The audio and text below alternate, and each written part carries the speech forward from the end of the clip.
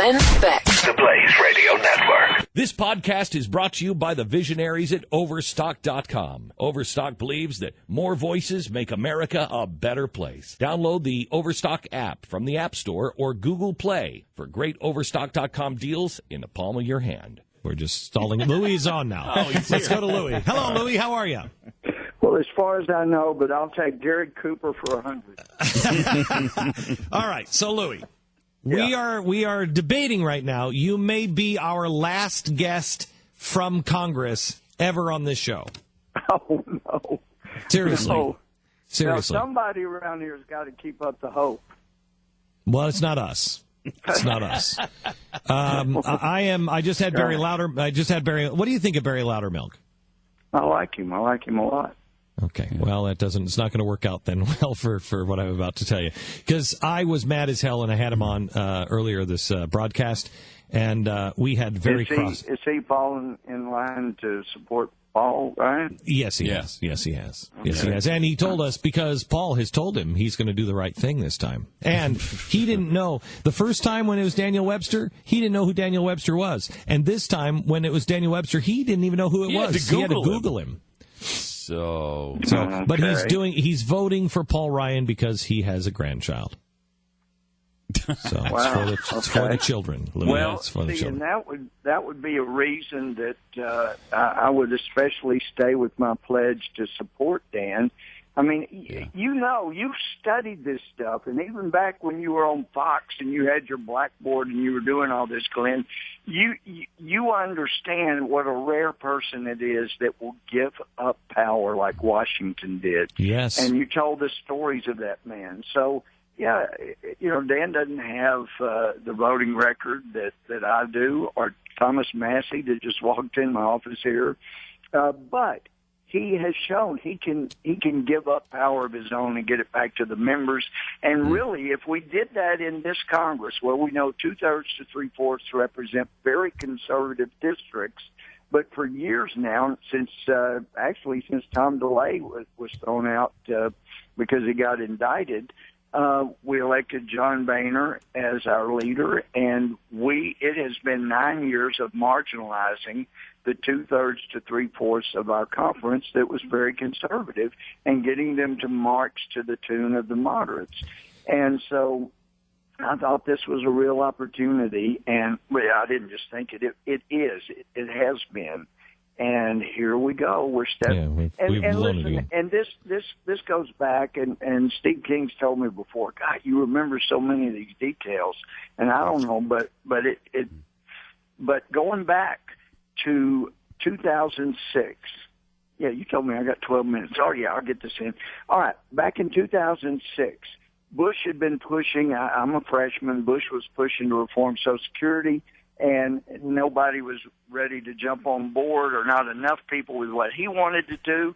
But I was talking to guys, and I felt like we had a movement going forward. I was excited. How about if we just do an initial reform by putting real money in the Social Security lock box?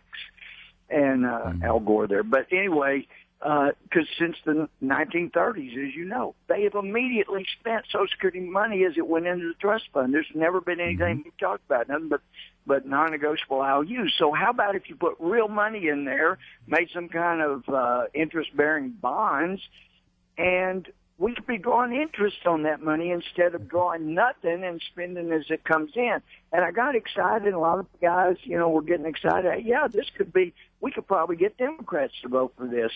And so I went to the guy, even back in early 2006, that, so many of us have respect for on financial issues.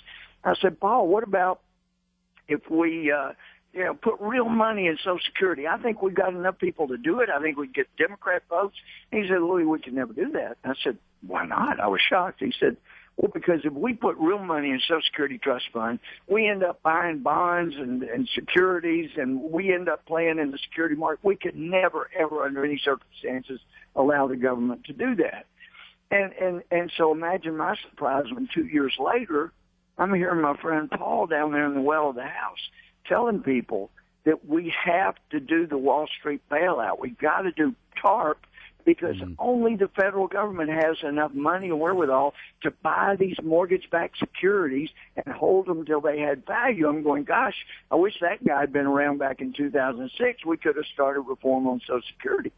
And I just knew TARP was so wrong, and it opened the door. I like George W. Bush, but that was, I think, a bigger mistake than Iraq, because it opened the door to everything Obama's done. No way Obama gets $900 billion in January if Bush doesn't get $700 billion back in October. It opened the door to all kinds of calamities. And also, there's a reason Luis Gutierrez is a big fan of Paul's, because of similar positions on amnesty. And as some of the guys around here say, if we do an amnesty, we're done. Texas goes blue, things go blue, and it's lost because people, as you've tried to educate me, you have to understand about the responsibilities before you're allowed to vote. And when you bring them in and say, here, learn how to get benefits, you're not ready to vote yet. So anyway, Louie, one other point though, and this is so critical to me. It's a big issue to me. You're the last congressman we're going to ever have on this show. So go ahead, go out in style. Well, go out in the late 70s, Democrats and Republicans all agreed if D.C. were ever going to have a full voting U.S. representative, you have to amend the Constitution. They got it passed through Congress with 2/3, didn't get 3/4 of the states to ratify it, and so it didn't become an amendment. So when we're in the minority in like 2007, the Democrats bring a bill to amend the Constitution legislatively, and my friend and the guy I respect, Paul Ryan, supported it. He voted for it. And I'm telling you, there's just too many mistakes like that are so They're not foundational. Mistakes. Look. The GOP has signed itself over to the Mitt Romneys of the world.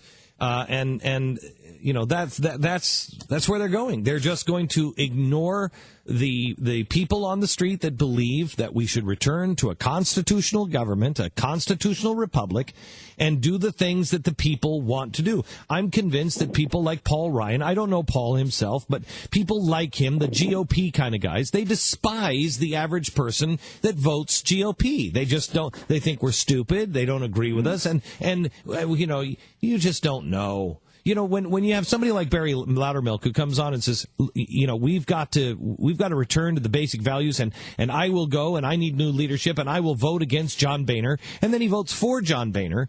It's just because, things have changed. I didn't understand. I'm more enlightened now that I'm here. Well, it's ridiculous. I can tell you though, there is a remnant, and hey, Thomas, say hi to Glenn Beck. How you doing, Glenn? This is Thomas Matt. Hey, Thomas. Even though he went to MIT, he's a hero of mine. No, Thomas was on the show. Thomas was on the show with us yesterday, and Tom. I just love him. I have to tell you, we have two people. This is going out in style. You two are the last congressmen and senators we're ever going to have on this show, because I can't do it anymore. I can't do it anymore, and I don't think the American people can do it anymore. We sit here and we're in here pitching for you. We want to help you. Yeah, and you have been. But every time the people call, they do things, it ends up that friends of yours betray us. And it's like, where do we go, Tom? Where do we go, Thomas? Look, apathy is the enemy. Don't let apathy get to you. Don't let it get to the listeners, hopefully. It's not apathy. It's betrayal. Over and over and over again, it's just betrayal. I know it's so tough. So many people put their faith in other men and women who have let them down, but there are a few of us up here who are not giving up. I guarantee you. Well, I got to tell you though, Glenn, we've been a little flippant here, but I know you're crushed, and I can tell you I'm lower than a snake's belly in a wagon rut. This is not a happy time for me right now. Yeah. So. But okay, you know what, because I know there's a handful of guys who are really, really great, really great. You two are two of them. I trust you. I can't believe those words are coming out of my mouth after the last 2 days, but I trust you two. And you guys have never let us down, and you guys are way out on the limb. But maybe what I'd like to do is I'd like to sit down with whoever it is, and I want to know their name, and I want to look them in the eye, and I want to know we're going to the wall. We're never going to sit down. We're never going to shut up, and maybe we just make this a caucus. If you will, and we know exactly who those guys are, and those are the only people that we're supporting, because I can't take it anymore. I can't take the betrayal anymore. Well, I understand that. Keep this in mind, Glenn. The establishment here is terrified. They're actually scared. Even though they have a strange way of showing it. Well, Speaker Boehner is gone. Kevin McCarthy is not moving up. Eric Cantor lost. These are three of their top generals lost in the last 18 months. Right, but they just replaced him with Paul Ryan, who is going to be stronger than any of those guys. We will see. I mean, I hope he succeeds. I'm not hoping that he fails. Right. If he wins, I mean, we still have a race. There's still an election. I'm still for Daniel Webster. But even if he should prevail, we want him to succeed. Right, I get that, and I said to Barry Loudermilk today, we had him on the show, and he did not have a pleasant appearance on the program. Sorry. But I'm just mad as hell. But I said to him, I said, look, Barry, I appreciate the fact that you came on, and you took the heat, and you stood here, and he's the only one. We've called all of them. None of them will come on. He actually did, and he stated his case, and I said, look, I'll be the first to say, thank God you were right. Thank God you were right. But what evidence do you have?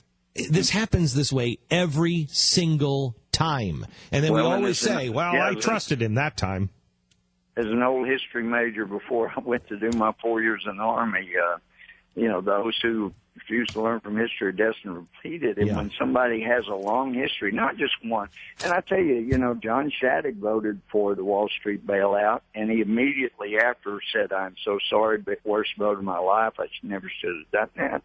Well, I can respect a guy that will at least acknowledge that. And I like Romney, but he never would admit that Romney Care was a disaster. That would have helped. I know, but guys. But anyway, one other. Wait, hang on, Louie. I've got to run. I'm up against. I'm sorry. I have a network break, and I appreciate it. How that goes. And thank you guys for actually having a spine and standing. And if you can get me a list of names of the guys who are standing, I think I would love to put that on and broadcast so everybody knows who these people are who actually are standing. Because I ain't going to forget the names that didn't. Our spines are stout, but we may need you to prop up our dad's stout bodies. Thanks so much, guys. I appreciate it. God bless you. All right, thanks. All right, bye-bye. When our water heater broke down last month, it was a nightmare. It took 5 hours for the plumber to show up, and he charged us a couple of $100 just to come out. And then it cost another $1,800 to put in the new water heater. By the time it was all said and done, I felt like I'd been taken. But what else could I do? The smartest thing you can do is get a home warranty from American Residential Warranty. Their home warranties pay to repair or replace all your major appliances when they break, and they will break, and at the worst possible time. Call American Residential Warranty right now for free information on home warranties starting at just pennies a day. Don't wait for your refrigerator to stop running or your ceiling fans to stop turning. Call American Residential Warranty right now. Ask how you can save up to 50% on washer and dryer coverage. Just call 1-800-686-3910. That's 1-800-686-3910. Again, 1-800-686-3910. Call now.